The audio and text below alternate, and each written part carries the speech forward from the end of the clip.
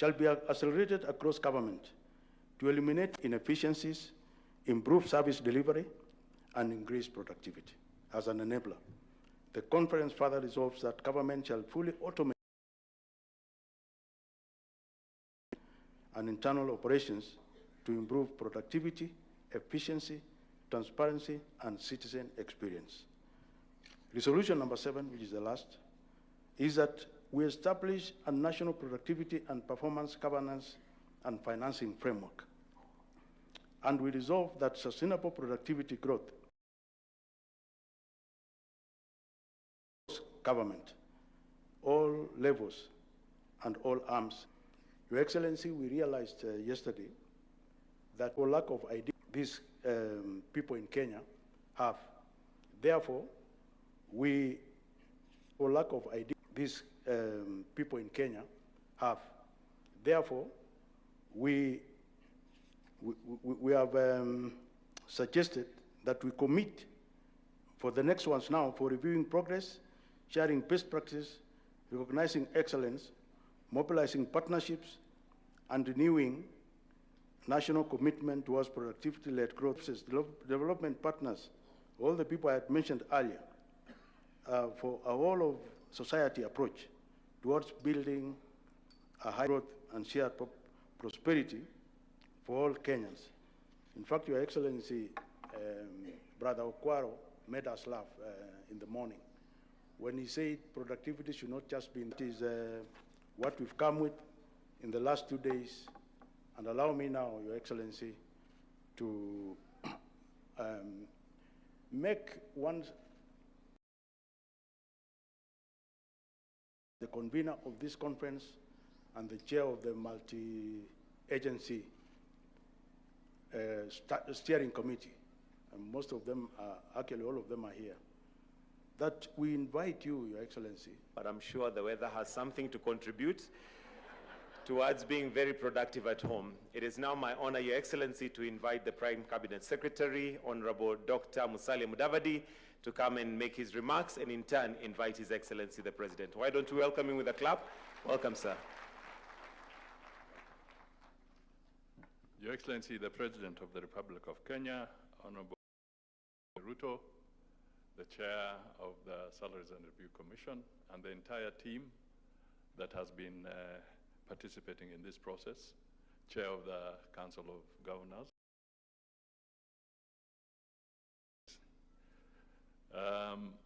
Your Excellency, I'll just go straight into the issues because the resolutions are very explicit, very solid, and very thorough.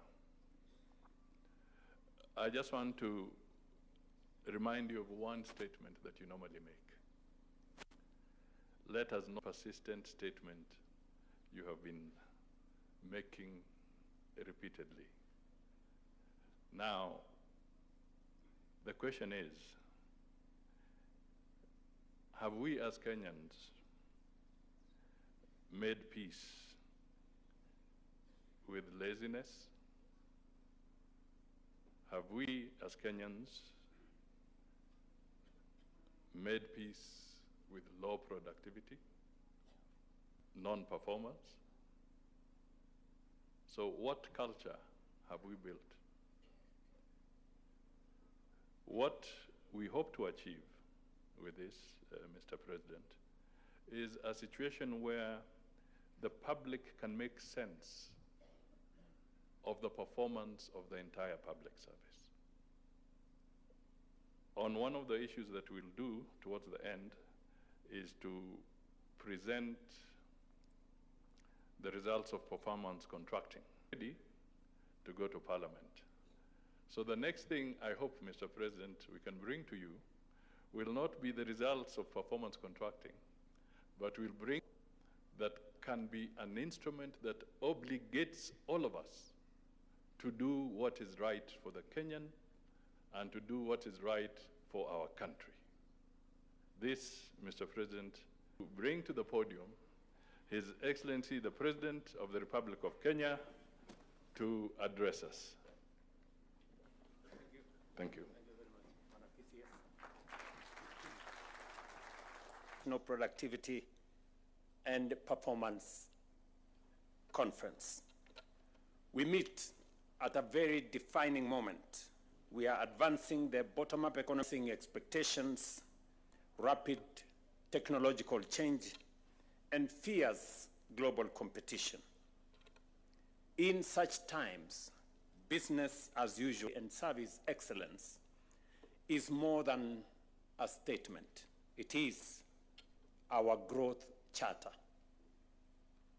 For 3 days, national and county governments, industry, academia, and international experts have sat together around the conviction that Kenya must build a public service that does not merely function, but one that also performs and delivers.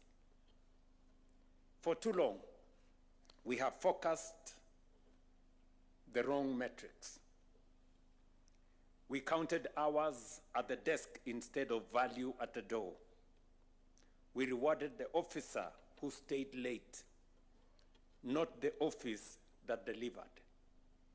We mistook motion for progress and presence for performance. The public service of Kenya should reward results, not routine. Impact, not attendance. We must stop measuring time spent and start measuring value created. What matters is not make in the life of a citizen. Let us raise the bar of our ambition. And as Musalia said, I have consistently said, continue to make peace with mediocrity. It is our greatest undoing.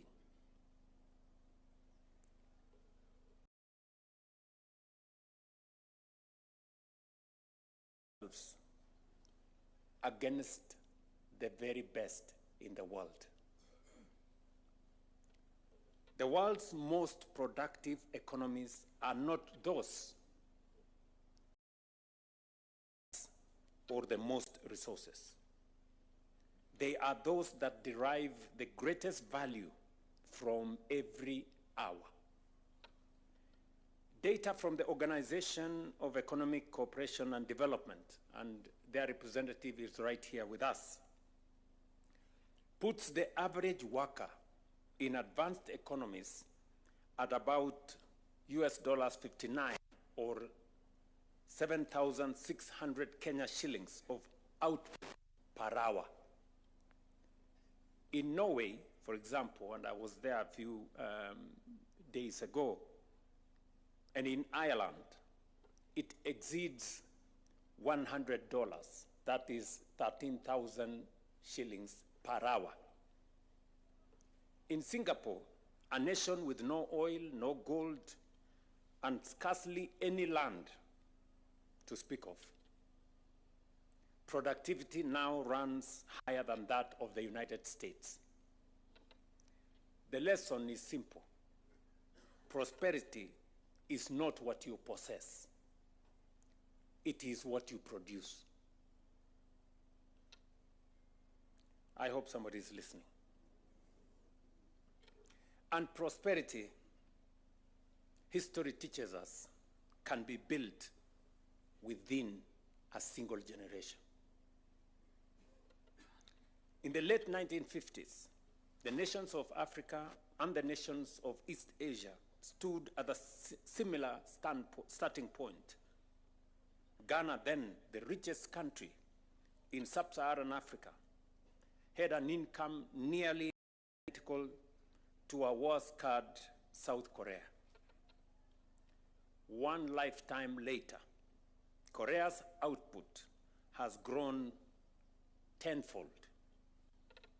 It transformed itself from one of the world's poorest and most aid-dependent nations into a donor nation, donor in one generation. What separated them was not resources. Ghana and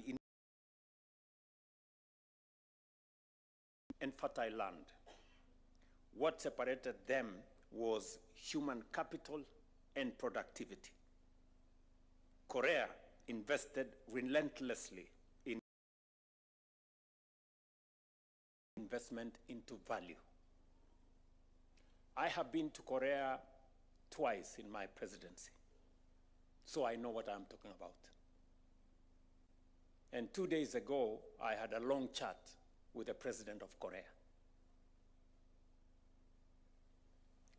The Korea story is not merely a lesson from history. It is a mirror held up to every developing nation, including ours. Across Africa, productivity grows at barely 1%, maybe at best 1.5% a year, while Asia grows at 3% to 4%. 12 million young Africans enter the labor market every year. With bare, Africa will not be lifted by the abundance of its resources, and we have huge resources. We have the largest reserves of natural resources, reserves of energy resources, including renewable energy. We have huge opportunities for value addition, value creation, but this continent of ours will be lifted of its people. Nowhere is this challenge more urgent than here at home.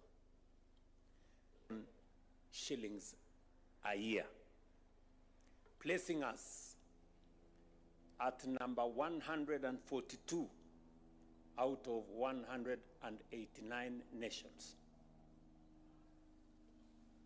Think about that. Think about it for a moment. We rank in the bottom quarter globally in terms of productivity. The challenge becomes even clearer when we look within our own borders. A private sector worker produces more than 3 times what the public sector counterpart produces. That tells you how much work we have to do to meet our aspirations. And for the record, I juggled with delegating my attendance of this meeting because I had so many competing interests for my time. But I said I will not delegate this one because I needed to come here. Because what we are discussing here is so consequential, so important to us as a nation. And this is not an indictment on ourselves. Kenyans are among the most enterprising, ingenious, and hardworking people anywhere in the world. It is the problem of our systems. And the systems, unlike fate, are within our power to change. Yes. We are not condemned to be this way. We can change. And we will change. And we must change. Because on that truth rests our future. I have declared that Kenya will become a first world economy in our lifetime, and I believe it. I say it again here without an iota of doubt. Kenya will become a first world country in our lifetime. It is inevitable, it is unstoppable, it is irreversible, it will happen. But let's be honest about what that promise demands. You cannot reach a first world destination on a third-rate productivity. A first world economy is built by first-rate output per worker, per hour, and per shilling. Productivity is not one chapter of that dream. It is the book. If productivity is the destination, then in my assessment and opinion, there are 5 levers we must pull without hesitation. Our human capital, centralized merit, onboard technology, bring our counties on board, and have a national, everybody involved mobilization. If our people are the source of our productivity, then our first investment must be in the people. The development of our human capital must be our first and most urgent priority. Korea's roadmap is ours. A nation rises no higher than the skill, the discipline, and the diligence of its workforce. And it is the reason why we have invested so heavily in our human capital in the last 3 years. When I asked the Presidential Working Party to look at our education, we were very clear that there were 4 gaps. We didn't have enough teachers, we didn't have enough classrooms, we had a faulty funding model, and we needed to do more research. I see the CEO of TSC is here. She will tell you we have hired 100,000 teachers in the last 3 years, the highest in Kenya's history. And it was not by accident, it was deliberate. We have increased our funding to education from 500 billion Kenya shillings 3 years ago. In this budget, it is 784 billion. Again, it is not by accident, it is deliberate. We have built 23,000 new classrooms, and we are now on course building 1,600 laboratories for our schools. We have increased the budget for our Higher Education Loans Board to enable more students stay in our colleges and in our universities from 15 billion in 2022 to 56 billion this year. So, and I have recently started a new State Department under the Prime Cabinet Secretary's office on research, innovation, science, because we need to develop the highest quality of human capital to power our development. This must be deliberate. And I wanted to say this in this gathering. We must develop, we must have the best human capital. And then we must demand of that human capital productivity.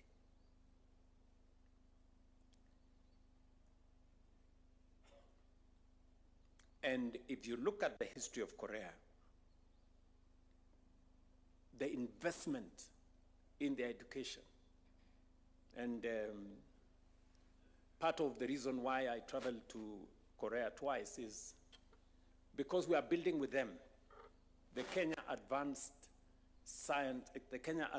Institute of Science and Technology in Concert Technopolis, a university that I chartered a month ago that is going to work on some of our very specific science, technology, and innovation areas to be able to sharpen our human capital. We've done the same with Cambridge, and we are identifying some special universities that are going to work with us on specialized fields for us to make sure that we have the men and the women that have the intellectual capacity for our future. We must therefore focus not only on the quantity of education, but build a workforce equipped with the skill and adaptability required for the jobs of tomorrow. Equally important, and adaptability required for the jobs of tomorrow. Equally important, office. We will reward performers and innovators, and we will sanction non-performers without apology. Technology will be our multiplier. Artificial intelligence, automation, and data are rewriting how value is created, and Kenya will not be a spectator in that space. We will invest in digital infrastructure and a leaner, faster, citizen-centered service.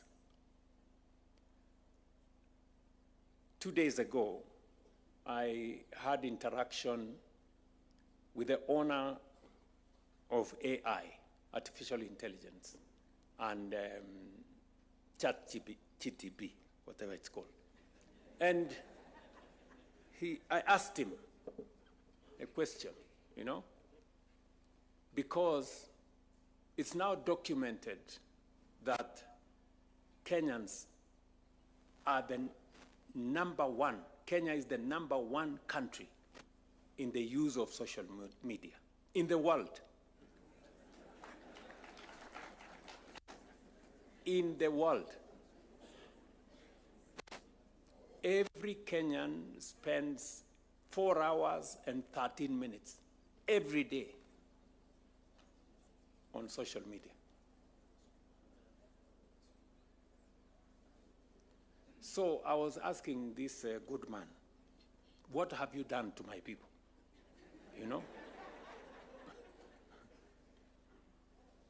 And we agreed with him that we are not going to be mere consumers of his platform. We must be co-creators, and we must begin as a country to appropriate the space around technology and how we can use it for commerce, for learning, for delivery of public service, for agriculture, for trade, for investment, not just for all the other things that social media present. But while technology may accelerate performance, culture sustains it. Technology serves people. It does not replace them. That is why we will embed Kaizen, the discipline of continuous improvement at every level, built on a singular question: how can we do better today than we did yesterday? This movement must reach the counties where the services citizens need most, including health, water, agriculture, and healthy childhood education are delivered. I urge my good brother, Abdullahi, and the county governments to mainstream productivity, to benchmark against one another, and through the Council of Governors to adopt a county productivity framework. And the Commission and the Steering Committee should work with them. And it should be a whole of society effort, just as Kenya once mobilized around universal education, infrastructure, and digital inclusion, we must now mobilize government, private sector, labor, and academia together around productivity. Ladies and gentlemen, today we adopt a bold productivity reform agenda. We will re-engineer performance management to measure results, not activity. We will invest in human capital and transform the culture of service. We will tie reward directly to productivity, and we will marry fiscal discipline to productivity so that every shilling collected from taxpayers generates maximum value. We will harness technology under a one government data-driven approach, and we will build the governance and financing necessary to sustain delivery. I have listened very carefully to the chairman of the Salaries and Remuneration Commission, and he has said something very profound about moving our revenue as a percentage of GDP from 14.5% today to 20%.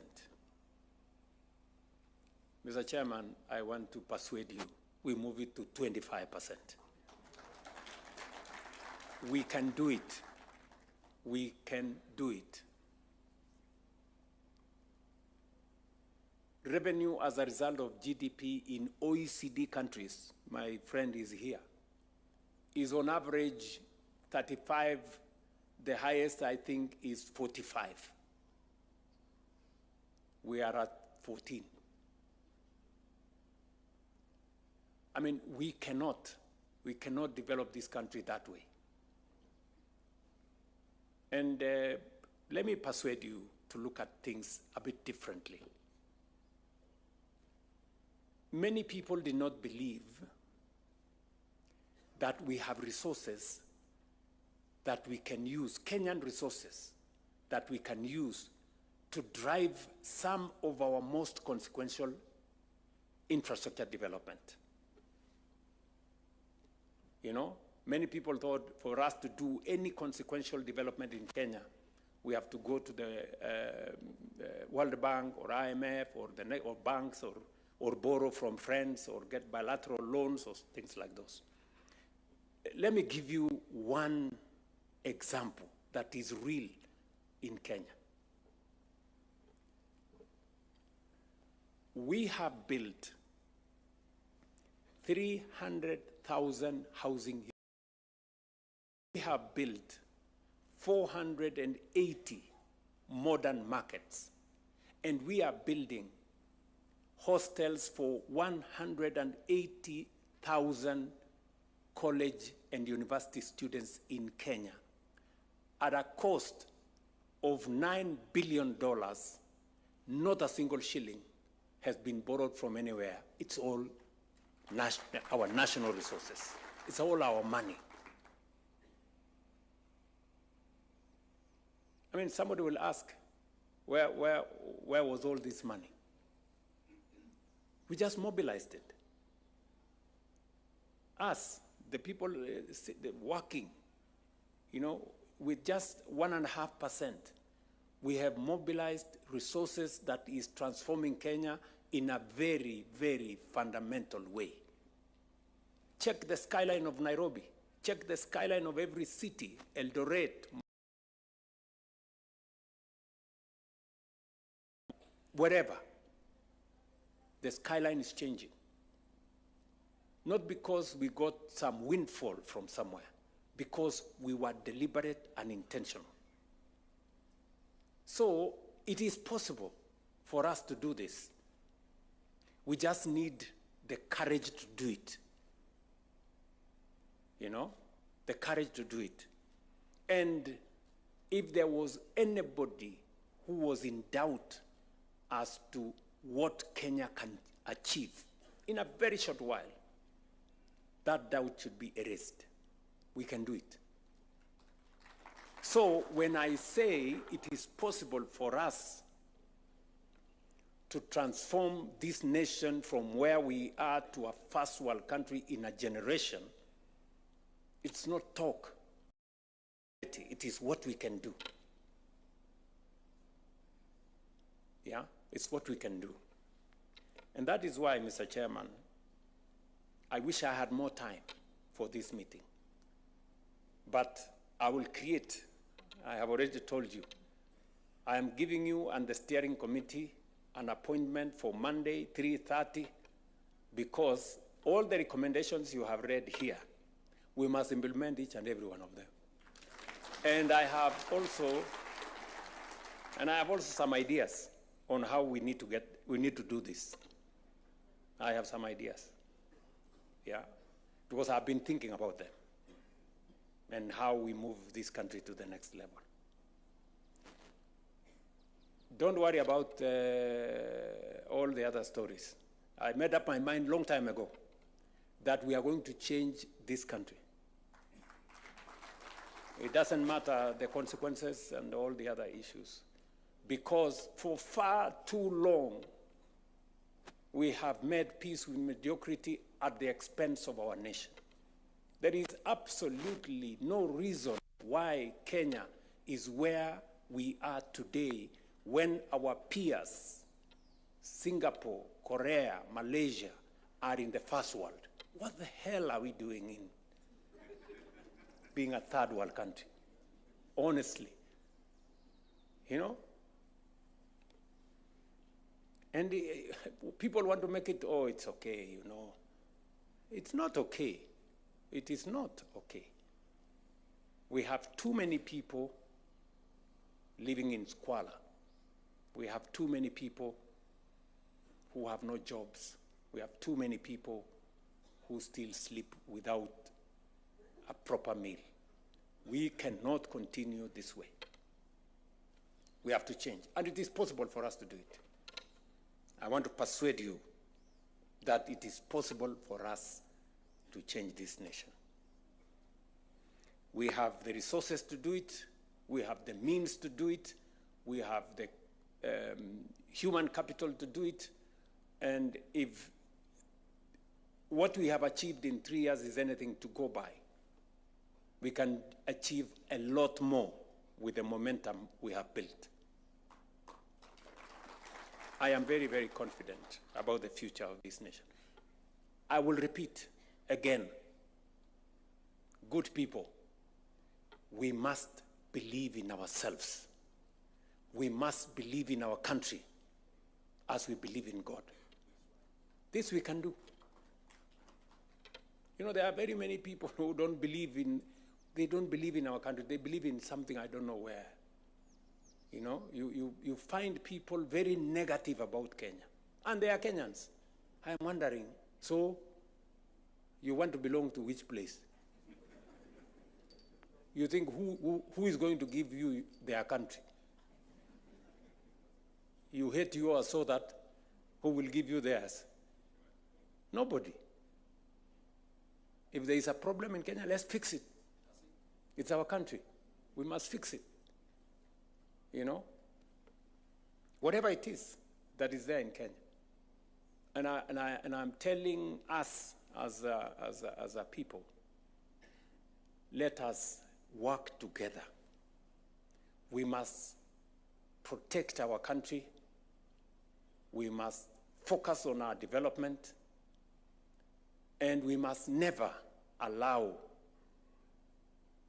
things that take Kenya backwards, you know. I hear some people, you know, the other day I saw some people there saying, oh, we want to shut down the country. Or we want, you know. We will defend the right of everybody because we are a country that believes viciously in order. We are a civilized nation.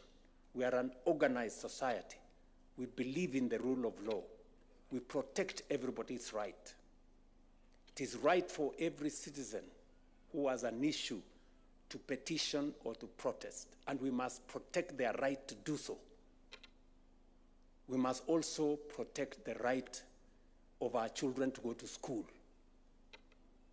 and learn, and our farmers to go to the farms and produce food so that we don't sleep hungry. And the business people, we must protect them to go to work, to do business. We must protect every worker to go to work so that we can raise our productivity.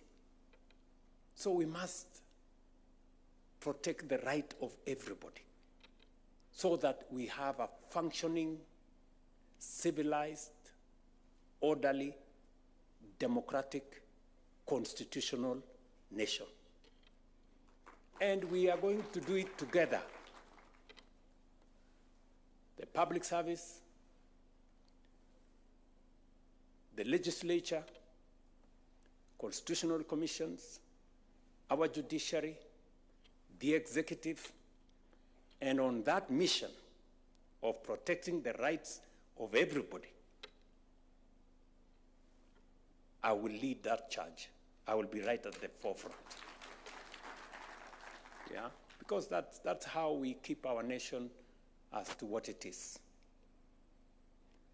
And the one thing that is not going to happen is that people will be mobilized to destroy property or to cause chaos or mayhem. That will not happen. Children will go to school because it's their right. Workers will go to work because that's how we raise the productivity of our nation.